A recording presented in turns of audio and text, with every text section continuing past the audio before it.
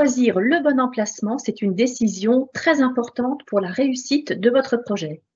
Alors, les critères pour choisir un bon emplacement commercial sont relativement nombreux. Il faut bien sûr tenir compte de la visibilité du local, de son accessibilité, de sa dynamique. Bref, comme vous l'avez compris, il s'agit d'une affaire de spécialiste. Et pour y voir plus clair, nous avons la chance d'accueillir Monsieur Francis Hague, dirigeant de l'agence Hague Immobilier, qui va nous expliquer tout cela en détail. Alors, avant de lui céder la parole, je vous précise que vous pouvez poser toutes vos questions via le chat qui est à votre disposition. Donc, le chat, vous le retrouvez en haut de votre écran. Il suffit de cliquer sur les deux petites bulles qui apparaissent. Sur la première bulle, vous pouvez voir qu'il y a un point d'interrogation. Voilà, donc n'hésitez pas à l'ouvrir et à poser directement vos questions. Nous les traiterons à l'issue de cette présentation. Voilà, et je précise également que cette visioconférence est enregistrée et que vous pourrez la retrouver très prochainement sur la chaîne YouTube de la CCI et de la CMA.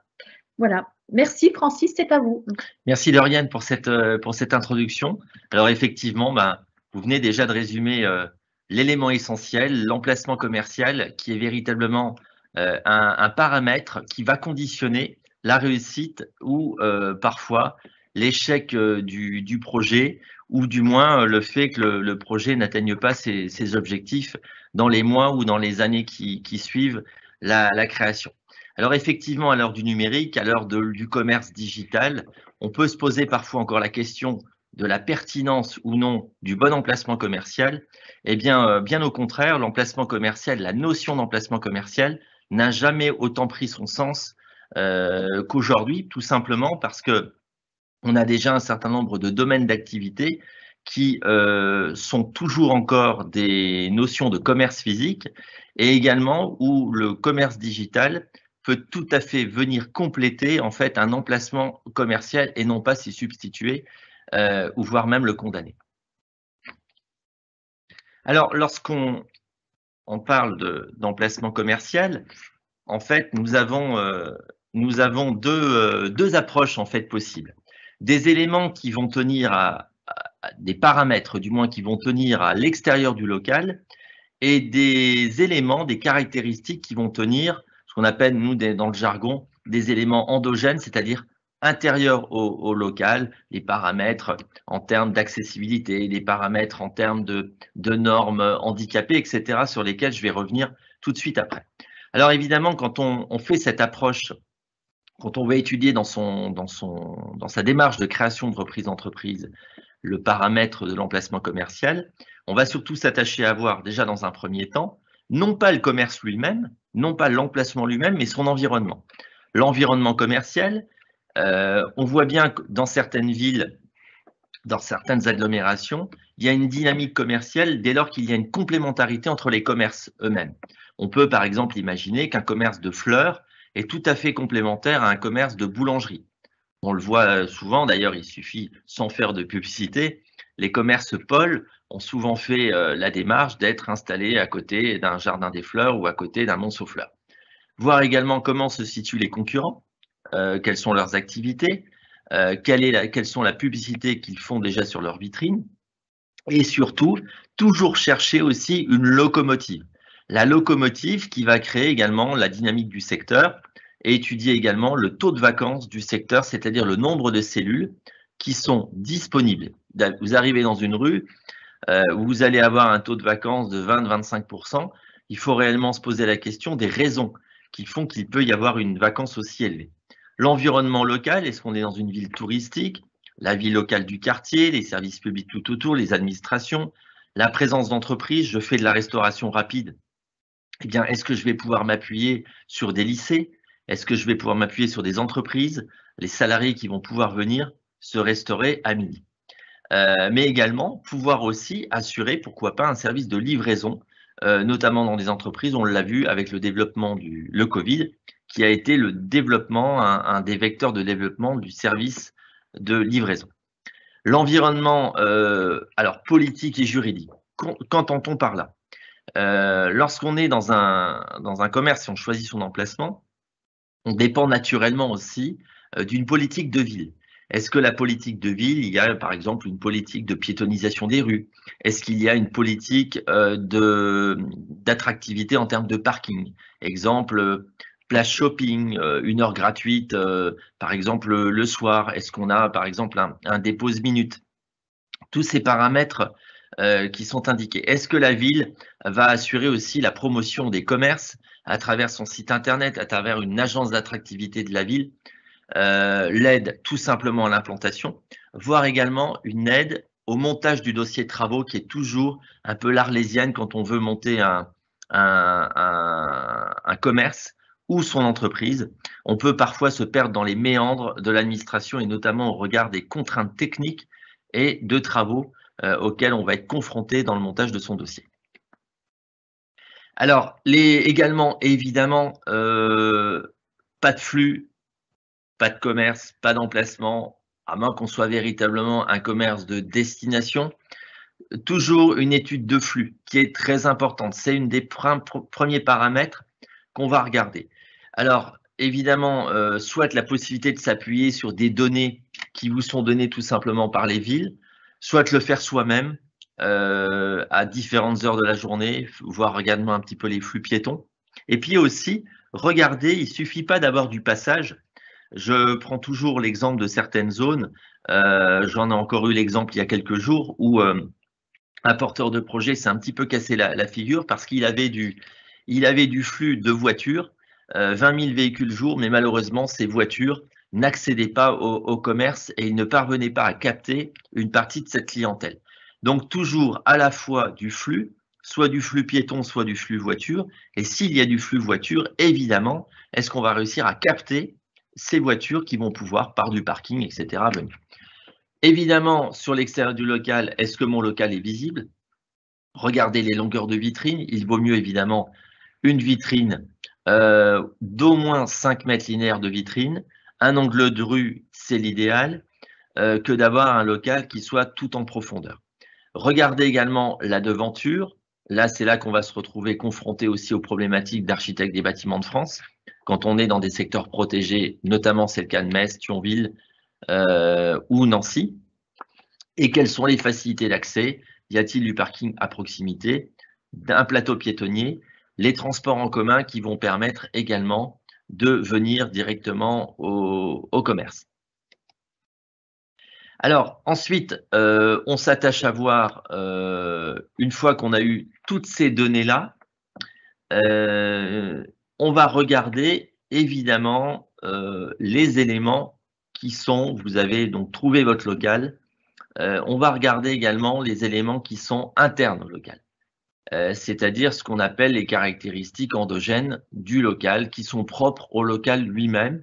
Mais n'oubliez pas que vous devez valider d'abord, avant même le local, vous devez valider d'abord les éléments externes. Pas de bon local s'il y a un mauvais environnement.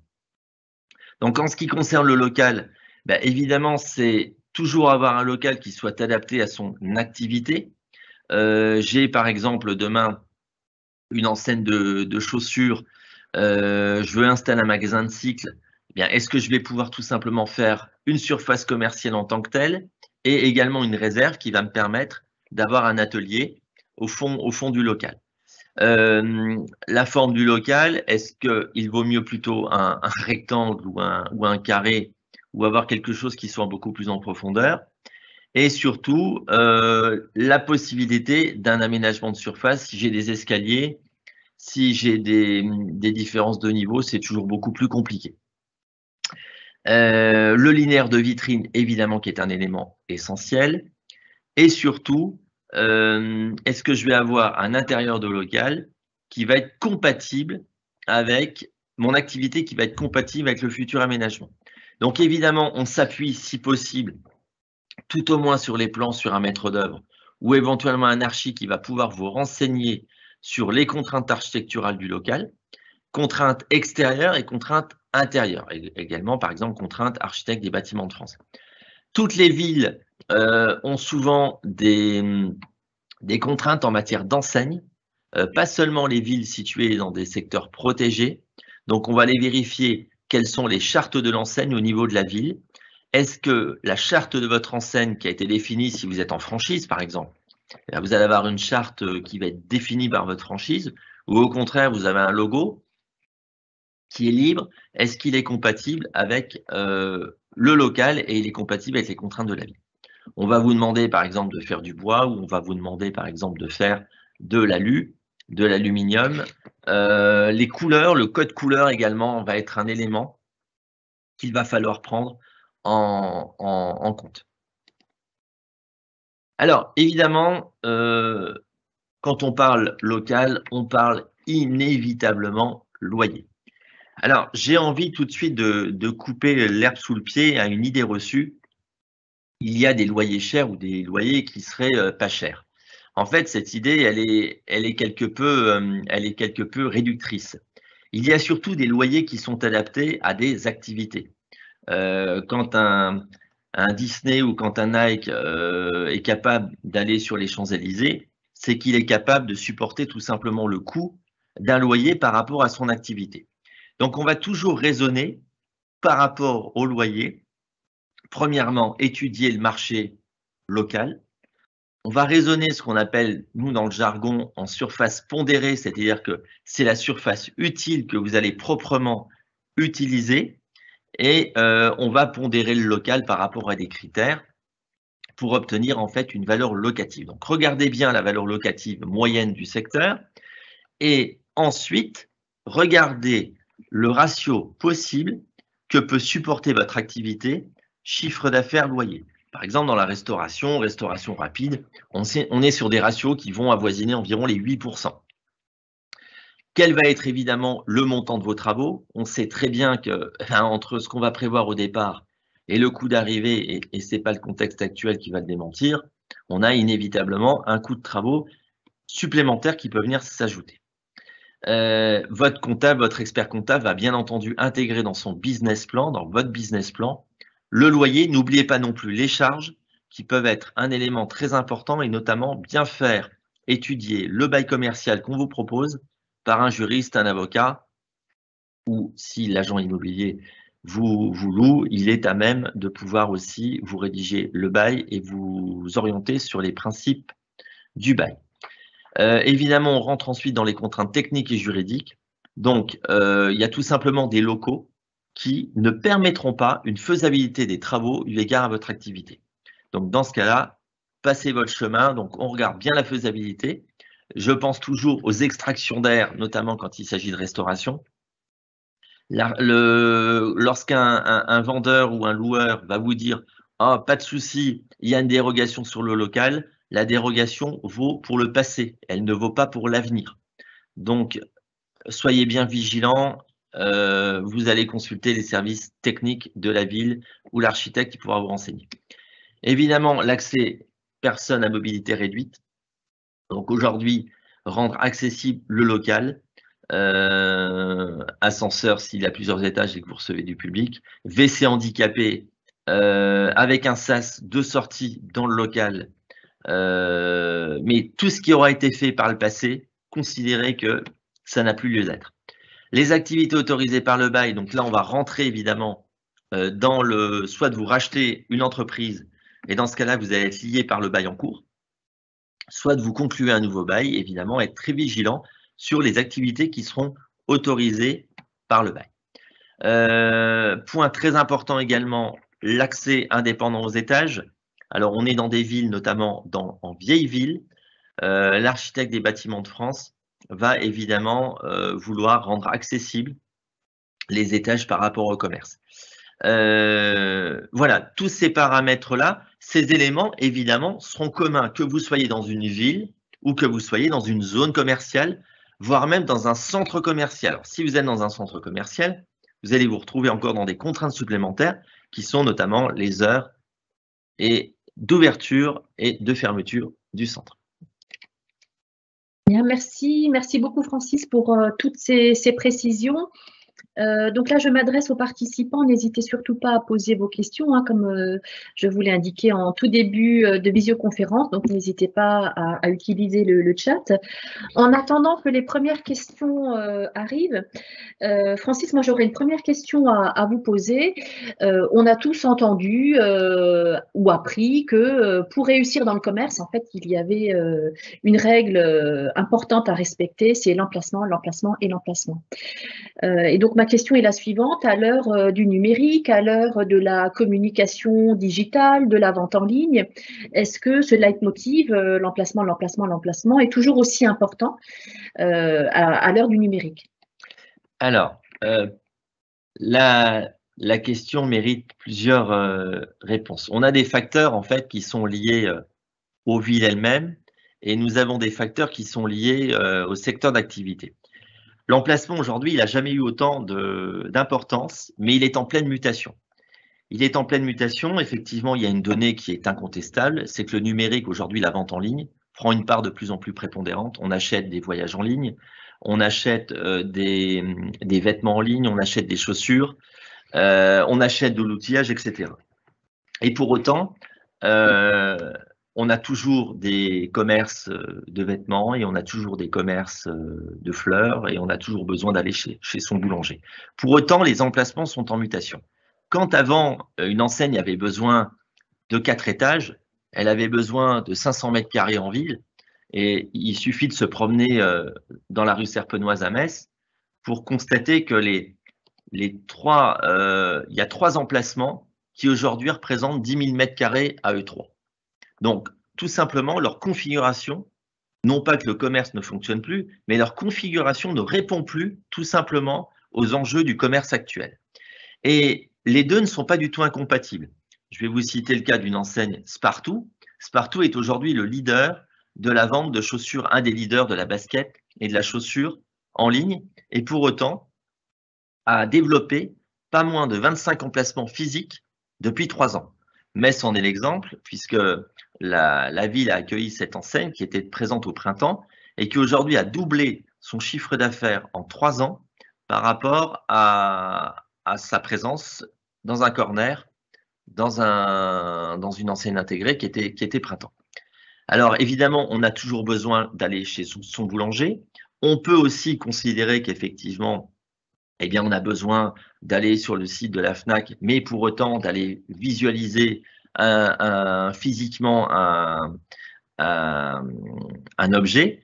Donc, il y a une donnée, le marché physique fonctionne, mais il va fonctionner dans des configurations qui sont différentes, sur des surfaces plus petites, avec évidemment, il faut pas s'en cacher, des contraintes financières qui sont de plus en plus lourdes, c'est-à-dire qu'on ne louera plus, là je me mets du côté des bailleurs, dans les conditions où on a pu louer dans les années 80 ou 90. Merci. Donc, on a les premières questions qui arrivent. Donc, une première question qui nous est posée. Bonjour, à quel moment du montage du projet, donc entre l'étude de marché, le business plan, etc., faut-il se renseigner et éventuellement se positionner sur la location d'un local? Donc là, le projet, en l'occurrence, consiste à ouvrir un fast-food. Alors, j'ai envie de vous dire quasi immédiatement. Parce que, en fait, du local va dépendre tout un ensemble de données. Vous allez, à partir du moment où vous allez trouver votre local, c'est ce local-là qui va permettre la configuration et l'élaboration du plan d'affaires. Si je ne connais pas le loyer, si je ne connais pas le montant des travaux que je vais devoir réaliser, on ne peut pas comme ça dupliquer de manière générale un montant de travaux pour un local A comme on pourrait le faire sur un local B. Si par exemple j'arrive dans un local, vous voulez faire du fast-food, vous avez de l'accueil du public et vous avez déjà un WC PMR handicapé, eh ben c'est 15 000 € d'économie que vous allez faire. Si vous, évidemment, vous arrivez dans un local où l'électricité n'est pas aux normes, vous devez créer une extraction d'air, une climatisation, ben c'est rapidement, vous comptez 1 500 € du mètre carré pour l'aménagement d'un local. Évidemment, l'équilibre même de votre plan d'affaires va s'en trouver complètement modifié. Donc, il faut évidemment le faire tout de suite et vous allez tout au long de la négociation obtenir des données qui vous permettront d'alimenter votre plan d'affaires. Merci. Donc, une question qui est arrivée, mais peut-être à repréciser. On nous demande en fait si on compte faire une activité où on se déplace directement chez les clients. Donc là, le local commercial n'est peut-être pas nécessaire, donc à voir. Sinon, une autre question. Bonjour. Si je projette d'ouvrir un local avec accès au public dans un local en fait qui fait partie en fait du domicile, de la maison de la personne, avec escalier, dois-je vraiment avoir un accès PMR ou cette réglementation est uniquement valable pour les nouvelles constructions? Non, alors, la loi, contrairement à une idée reçue, la loi sur l'accessibilité en France, l'accessibilité des personnes à mobilité réduite, elle existe depuis 1975. Sauf qu'il y a eu une certaine tolérance qui s'est faite pendant des décennies. Donc, à partir du moment où vous allez accueillir du public, vous allez vous retrouver confronté à la réglementation sur l'accessibilité des personnes à mobilité réduite. Pour autant, donc si vous souhaitez aménager effectivement une partie, si j'ai cru comprendre, d'une habitation qui pourrait permettre l'accueil du public, vous allez devoir déposer ce qu'on appelle une déclaration préalable auprès de la mairie, dans le ressort de laquelle se situe le local. Certaines mairies, j'ai eu le cas récemment sur une petite commune à côté de Thionville, vente d'un magasin de fleurs. Donc là, c'est la reprise carrément d'un commerce de fleurs. Il y a 3 marches. La commune va accorder une dérogation parce qu'il y a physiquement, techniquement, une impossibilité tout simplement de créer. Mais il ne faut pas considérer que, comme je vous l'ai dit, je crois tout à l'heure, qu'il y a systématiquement une dérogation de principe qui est accordée, qu'il ait pu y avoir une dérogation par le passé et que cette dérogation elle va forcément être pérenne et qu'elle va valoir pour le repreneur, tout ça sont des éléments qui ne tiennent pas. Donc renseignez-vous auprès de la commune dans laquelle, alors souvent vous avez un service juridique ou d'urbanisme qui est intégré dans la communauté de communes, la communauté de l'agglomération de la commune. Très bien, merci. Merci beaucoup. Merci Francis pour toutes ces explications. C'est vrai que le sujet est très très vaste. Il y aurait encore beaucoup à dire. En tout cas, merci beaucoup pour cette intervention. Donc, nous arrivons au terme de cette visioconférence. Nous vous remercions pour votre participation. Et donc, comme je vous l'indiquais en introduction, vous pourrez retrouver cette visioconférence sur la chaîne YouTube de la CCI et de la CMA. Alors, n'oubliez pas que le Salon Go n'est pas terminé, puisque, en fait, vous avez encore des visioconférences qui se déroulent aujourd'hui, demain et surtout vendredi. Le salon a lieu en présentiel, donc ce vendredi 25 novembre, de 9h à 17h, dans les locaux de la Chambre des métiers et de l'artisanat à Metz. Et donc, il n'est pas trop tard pour vous inscrire sur le site du salon, salon-go.fr. Voilà, donc n'hésitez pas à venir nous rencontrer à cette occasion et il nous reste à vous souhaiter une excellente continuité dans votre projet. Merci à tous. Au revoir à tous.